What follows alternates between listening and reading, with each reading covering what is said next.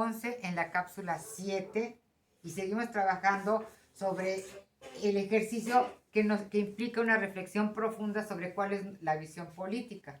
Entonces, en función a las preguntas generadoras, como ejemplo, yo traté de responderlas. Esta es mi visión, no es la de ustedes. Espero, lo importante de eso es que esto se trabaja en grupo y se empiezan a construir entre todas las visiones una visión de conjunto mucho más amplia. Desgraciadamente, por la situación que estamos viviendo, pues es un monólogo, no entro en diálogo, no hay discusión. Espero que ustedes puedan generar este tipo de discusión con sus grupos para poder generar unas visiones mucho más amplias. Entonces, lo que yo fui es para que quede claro, es este ejercicio se hace en grupos, se reparten papelitos y se les pide, escribe tu visión, ¿no? O la respuesta a estas preguntas. Y luego se conjuntan, como yo le hacía en el seminario al principio, que iba pegando las respuestas en los rotafolios, ustedes también lo pueden ir haciendo. Y luego dialogan en torno a todas las respuestas. No hay ninguna respuesta buena o una respuesta mala. Todas son el sentir de cada quien desde sus propias historias. ¿Estamos de acuerdo en eso? Entonces, por ejemplo, ¿cuáles son las causas de lo que está sucediendo en Morena, en México, en la cuarta T? Entonces, a mi juicio personal, la historia de sometimiento y subyugación de nuestro pueblo y la ausencia de una educación transformadora y crítica. Con lo que ha aprendido, o sea, hemos aprendido todos a ser obedientes, a no cuestionar, a mantener una conciencia ingénua o fanática, muchos fanática, a adaptarnos a los deseos de los opresores de fuera y dentro de Morena. O sea, nos adaptamos, nos acomodamos. Y si es nuestro cuate, pues más rápido nos acomodamos, ¿no? Uh-huh. Quienes ostentan el poder, a tener miedo de ser libres para hacer, pensar y actuar, a no reconocer las raíces de nuestros propios rencores que nos llevan a actuar visceral y acríticamente e irracionalmente muchas veces, y a asumir la conducta de los opresores cuando logran emerger de sus condiciones de opresión. O sea, esto es muy importante. Muchos, cuando copian otra vez, porque es lo único que conocen, la conducta de los opresores cuando logran emerger de sus condiciones de opresión. Por eso se hablaba de la dualidad opresor-oprimido dentro de cada uno de nosotros. Y también está en nuestro subconsciente. La pregunta 2 dice, ¿están las causas en lo estructural, en lo normativo, en lo cultural? Yo, en lo particular, las veo principalmente en lo cultural, dado que ahí es donde se asientan las creencias, miedos, deseos no alcanzados, se introyectan las manipulaciones, se genera la alienación y emerge tanto el opresor como el oprimido en nuestros comportamientos. Cambiando la conciencia ingenua, fanática, por la crítica, con y desde las propias circunstancias, se podrá transformar tanto las estructuras como las normas, tanto de Morena como del país en sus tres niveles. Si no tenemos una conciencia de autovalor, de autoconocimiento y reconocimiento de nuestros traumas, de nuestros rencores, de nuestros complejos, y los transmutamos, los sublimamos para convertirse, dándonos cuenta de que los tenemos, los cuidamos para no repetirlos, pues entonces es la única forma en que vamos a poder transformar las estructuras, si no se siguen repitiendo esas estructuras, porque seguimos ciegos a lo que verdaderamente está impregnado en nuestro ser y que tenemos que darnos cuenta de que existe para irlo depurando y transformando. Y la tercera es, para ir al fondo y generar los cambios deseados, nuestra visión de país, que hay que trabajar y encarar. Desde mi particular punto de vista, pues hay que encarar que ha habido una falta de formación en la acción-reflexión del pueblo. O sea, el pueblo ha sido utilizado siempre. O sea, en la parte nunca se le ha dejado entender y asumir y ir generando procesos de conciencia más crítica para que emerja gradualmente la conciencia crítica, que entiende la realidad, sus causas y efectos tanto en lo individual como colectivo, conocimiento que estimula y desafía para avanzar en su transformación. O sea, nos desafía. El darnos cuenta de cómo la historia nos ha hecho lo que somos, nos desafía para quitárnoslo y para transformarnos. Trabajar con y para las bases desde sus necesidades y deseos, sin imponer, aprendiendo juntos a hacer de nuevo. O sea, eso es lo que tenemos que hacer. ¿Cuál es la percepción de la realidad de las bases de Morena, del pueblo, hay que conocerla, o sea, hay que conocerla, yo no les puedo decir. Yo lo que veo, de lo que escucho, pues es que hay mucha frustración y hay mucho miedo a la libertad y hay mucha acomodamiento porque les es cómodo estar recibiendo cosas y jugarle a todos sin sentido, ¿verdad? Y resolver problemitas momentarios. Hay gente enojada y hay gente que está pues desilusionada, ¿no? Desde mi punto de vista. Y hay otras gentes que están buscando las formas de hacer, pero no encuentran dónde y con quiénes hacerlo para poder generar cambios. O sea, hay de todo. Pero esto hay que preguntarle a la gente, ¿sí? Hay que preguntarlo, o sea, no podemos, yo no la quise contestar porque es parte de toda nuestra reflexión. Y así ustedes lo pueden hacer con sus grupos, ¿no? Ahora, la siguiente parte, que es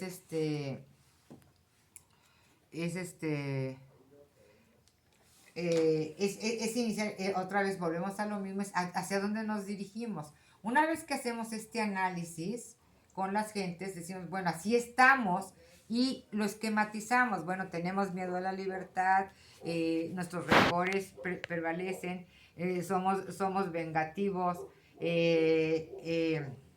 no tenemos clara nuestra posición de oprimidos opresores, etcétera, etcétera.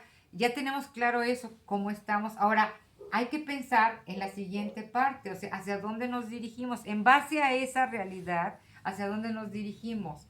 Y otra vez el triangulito, lo normativo, lo estructural o lo cultural. Entonces, aquí tenemos que ya abordar, yo puse a Morena en este caso, como ejemplo, ¿no? ¿Qué problemas se requieren resolver al interior de Morena en lo local, estatal o nacional? En lo local, ¿qué pasa con Morena? ¿Qué recursos adicionales requeriríamos? Humanos, materiales, financieros, etcétera. ¿Cómo es el espacio político en el que está operando Morena? ¿Cómo está siendo ahorita? ¿Existe, inexistente, confuso, violento, etcétera? Lleno de intereses, de utilización. ¿Cuáles son las capacidades internas de la organización? O sea, ¿hay capacidad interna en la organización o hay nada más conflicto y pleito? ¿Sí? Entonces hay que conocerlo. No podemos tener las respuestas, pero desde lo que nosotros sentimos hay que ponerlo en práctica. Esto sería muy interesante que ustedes lo contestaran y lo mandaran y yo pudiera construir una sinergia de sus visiones, de sus sentires para poderlo compartir con todos los demás. Ojalá y lo hagan, ¿no? Y ya el paso 3 es las preguntas generadoras de este paso, que es hacia dónde nos dirigimos. ¿Cuáles son nuestros recursos y fortalezas? ¿Qué recursos adicionales requerimos? ¿Con cuáles habilidades contamos para hacer un trabajo efectivo? ¿Qué habilidades serían necesarias? ¿Cómo afectaría la propuesta de cambio al partido u organización? Porque va a afectar, toda una propuesta de cambio afecta, mueve las estructuras, o sea, no es sencillo. ¿Cómo se sentirían los de Morena si nosotros decimos, estos son nuestros candidatos porque tienen el perfil adecuado a las necesidades de la gente, a sus deseos, etcétera, y no queremos los que nos impongan? Eso va a afectar la organización, desde luego, ¿no? Entonces hay que ver cuáles son esos riesgos y qué cambios tendrían que realizarse en la organización, su misión, su organización, sus programas, acciones, etcétera. ¿Quiénes serían nuestros aliados potenciales para el cambio deseado en este sentido? ¿Y con quiénes más tendríamos que construir relaciones de apoyo y colaboración para tener éxito? Bueno, estas son preguntas reflexivas, preguntas generadoras que hay que discutirlas con las gentes y ir llegando a consensos sobre todas las posibles respuestas a todo esto que nos permitan tener, y entonces entre todos se hace ya un escrito, un pequeño documento que permita marcar un sueño, ¿no? Un rumbo, qué queremos. Esto nos va llevando a hacer sueño, pero con mayor claridad. Un sueño que se sustenta en la realidad, ¿no? Y va generando esa visión política, ¿no? Contemplando todo este análisis teórico de alguna forma, pero esto es concreto, emerge de la gente, ¿de acuerdo? Entonces aquí están partes de las respuestas mías, desde mi propia perspectiva, en función de esto, pero siempre contemplando las tres cosas. Dice, las prácticas verticales y antidemocráticas violentan las normas, o sea, ¿qué problemas se requieren resolver? Para mí, al interior de Moreno, desde luego, Las prácticas verticales y antidemocráticas violentan las normas, estructura y sentido de Morena y desmoralizan tanto a las bases como a los simpatizantes de la Cuarta T en los 3 niveles. Hay imposición, no escucha, hay intereses ajenos a los principios, hay división, hay reaccionarios. Fíjense que cuando yo hablo de reaccionarios es lo contrario a revolucionarios. Los reaccionarios nada más reaccionan, ¿sí? Y es agresivamente descalificando, y no revolucionarios que buscan el encono, la descalificación, los intereses propios. Hay intentos de utilización, sometimiento y alienación de las bases para fines no compartidos sin impuestos. Bueno, podemos hablar muchísimo más. Esto es una idea. Sobre la 2, ¿qué recursos adicionales requeriríamos? Pues más y más información, más y más formación en la acción de las bases para pasar de la conciencia ingenua a la crítica y lograr que se asuma el papel histórico en y para el cambio, desde la realidad y necesidades de las bases comunitarias, sin imposición de programas, de candidatos, de estructuras organizativas verticales que no emancipan, sino domestican y apelan a lo bancario en contra de lo práctico. Acción, reflexión en el cambio para el cambio. O sea, si no se da esto, no vamos a lograr ni cambio aquí, ni cambio acá. Y finalmente, pues la 3, ¿cómo es el espacio político en el que está operando Morena? Yo lo veo confuso, alienante, manipulado, antidemocrático, acrítico, rencoroso, deshonesto, traidor, desmotivante, lleno de intereses de grupo y personales que atentan contra la Cuarta T actualmente, ¿no? Aunque sí hay gentes como nosotros que de alguna forma estamos analizando esto, pero hay que ser verdaderamente críticos, ¿no? Entonces, ¿qué necesitamos conocer esa realidad para decir qué vamos a hacer? ¿Cómo vamos a evitar la confusión, la alienación, la manipulación, la antidemocracia, etcétera? Para mí, en mi opinión personal, se requiere de mayor compromiso, mayor compromiso de acción, no nada más de discurso o de chateo, mayor conciencia para actuar de la militancia acorde a los principios y estatutos y mayor formación en la acción para el fortalecimiento de la conciencia crítica de la militancia y simpatizantes de la Cuarta T, para asumir su papel de protagonistas y actores principales en la defensa y predicción de la Cuarta T desde las bases hacia arriba y no al revés. Y finalmente dice, ¿cuáles son las capacidades internas de la organización? Pues yo creo que la organización tiene muchas capacidades internas. En principio, desde lo normativo, sus principios, sus estatutos. En lo estructural, pues la entrega de muchos, de las bases principalmente, de las bases. El conocimiento de la estructura operativa, hay una estructura operativa, pero sobre todo y organizativa que se generó desde el 2006 al 2018. Yo me acuerdo mucho de esa estructura que partía de acá, que era el protagonista del cambio verdadero, y luego el coordinador de los protagonistas, que se hacía por colonias, por calles, por vecindarios, etcétera, y que finalmente generaban la parte de la estructura, pero era de aquí hacia arriba. Esa se invirtió, ahora es de arriba hacia abajo, y eso es lo que no está dando resultados en estos momentos, ¿sí?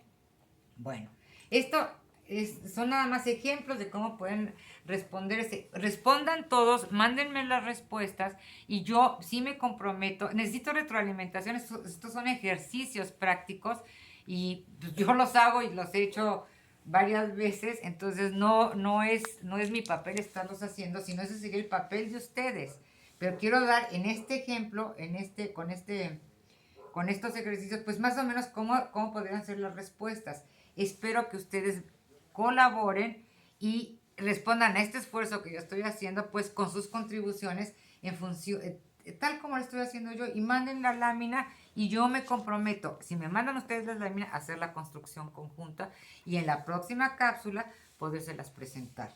Si no, pues nada más es que ustedes pues, asuman que están aprendiendo cómo sería el ejercicio. Pueden formar equipos, un equipo contesta la primera pregunta, otro equipo de 4 o 5 la segunda, otro la tercera, otro la cuarta, y luego se dialogan y se forma el consenso y la construcción de las respuestas, ¿no? Se retroalimenta el proceso. Entonces, pues concluimos con esto la sesión, la cápsula 7, hacia dónde nos dirigimos, ¿no?